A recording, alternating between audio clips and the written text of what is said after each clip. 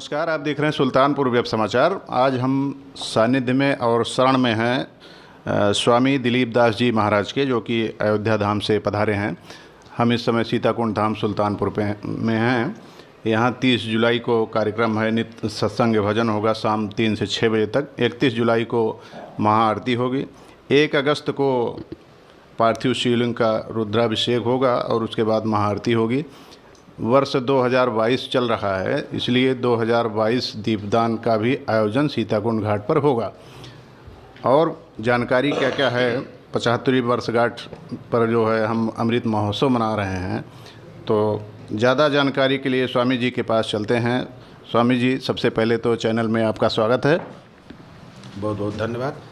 कार्यक्रम के बारे में बताएं कि कब से क्या क्या है और आपके जहन में बात आई कैसे, आप कब से सुल्तानपुर में रुके हैं? आपको जय सिया राम, आपके सुधी दर्शकों को भी मेरा जय सिया राम। इस समय पूरे देश में आज़ादी की 75वीं वर्षगांठ के उपलक्ष्य में अमृत महोत्सव मनाया जा रहा है। सभी सरकारी संस्थाएं, सभी सामाजिक संस्थाएं, सभी धर्माचार्य, सभी लोग अपने अपने तरीके से मना रहे हैं। विगत एक रविवार पूर्व इस गोमती मित्र मंडल के प्रदेश अध्यक्ष आदरणीय मदन सिंह जी ने हमको आमंत्रित किया गोमती माता के आरती के लिए। मैं आया तो यहाँ का प्रेम, यहाँ का पर्यावरण संरक्षण, गोमती की निर्मलता, गोमती की स्वच्छता को देखते हुए मेरे मन में आया कि चारों तरफ अमृत महोत्सव मनाया जा रहा है, तो मैं क्यों न गोमती के तट पर अमृत महोत्सव मनाऊं, जिनकी धारा ही अमृतमय है। और हमारा ऐसा मान्यता है कि हमारे यहाँ जितनी भी नदियाँ, देव नदियाँ हैं, गंगा, यमुना, सरस्वती इत्यादि, नर्मदा, कावेरी जो भी हैं, उन समग्र नदियों में सबसे प्राचीन है आदि गंगा माता गोमती। ये वही गोमती की पावन धारा है जिस धारा में खड़े होकर के मानवीय सृष्टि के प्रणेता महाराजा मनु ने 23,000 वर्षों तक तपस्या किया और भगवान श्री राम को मानव के रूप में, पुत्र के रूप में, उन्होंने परमात्मा को मानव के रूप में अवतरित कराया। ये वही गोमती की अविरल धारा है जिसके तट पर भगवान वेदव्यास जी महाराज ने विराजित होकर के नैमिषारण्य की पावन धरा पर 18 पुराणों की रचना कर डाले। माता सीता के नाम से भी जुड़ा है सीताकुंड धाम। ये माता सीता के नाम से जुड़ा हुआ है, महाराज कुश के नाम से जुड़ा हुआ है। लेकिन जो सम्मान, जो आदर सरकारों के द्वारा, सामाजिक संगठनों के द्वारा, धर्माचार्यों के द्वारा जो महत्व गंगा को, यमुना को, सरस्वती को इत्यादि नदियों को, जो तीर्थ स्थलों से जुड़े हुए हैं, जो महत्व उनको मिला, वो महत्व अगर माता को मिलता, शायद इनकी धारा और निर्मल और पावन होती। कार्यक्रम के बारे में कुछ जानकारी दें दर्शकों को। अब मैं इस कार्यक्रम अमृत महोत्सव के उपलक्ष्य में 3 दिवसीय कार्यक्रम है हमारा।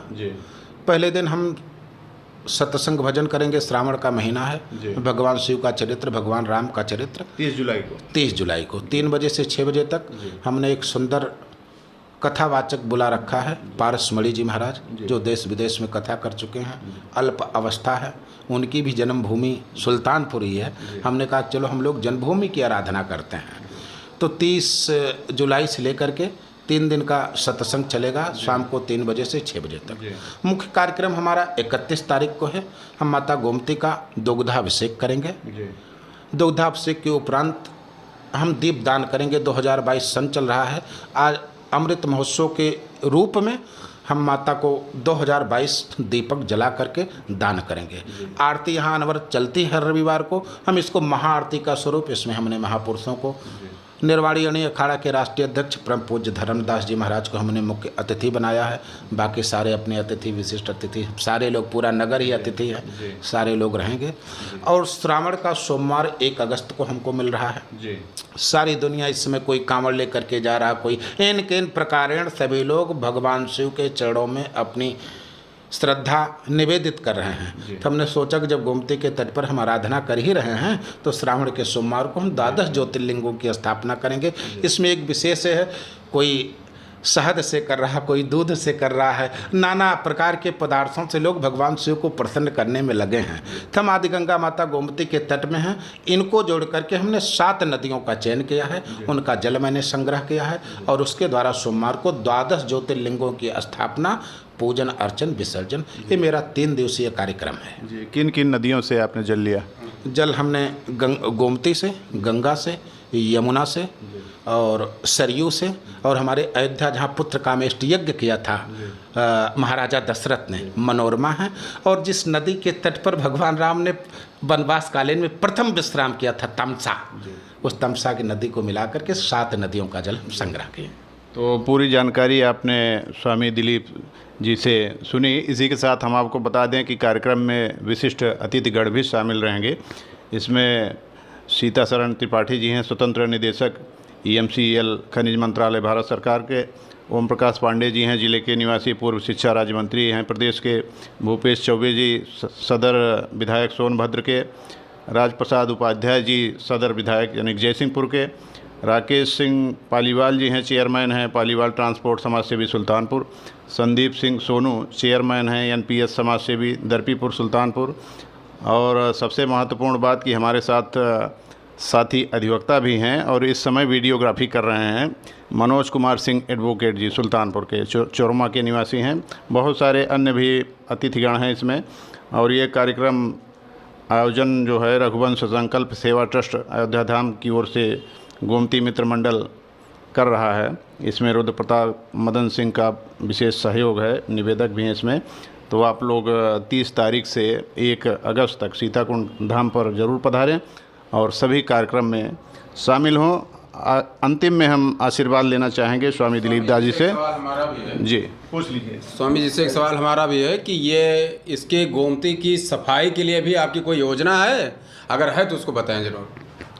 योजनाएं तो सरकार की होती हैं और सरकार की योजनाओं में संत महात्मा सहयोग करते हैं। यदि आप सुल्तानपुर के लोग इसमें कोई भी मेरे लिए निर्देश करेंगे तो मैं वो इससे ही स्वयं सेवक और कार्यकर्ता के रूप में रहूँगा जैसे आम जनता, आम भक्त माता की सेवा में लगते हैं।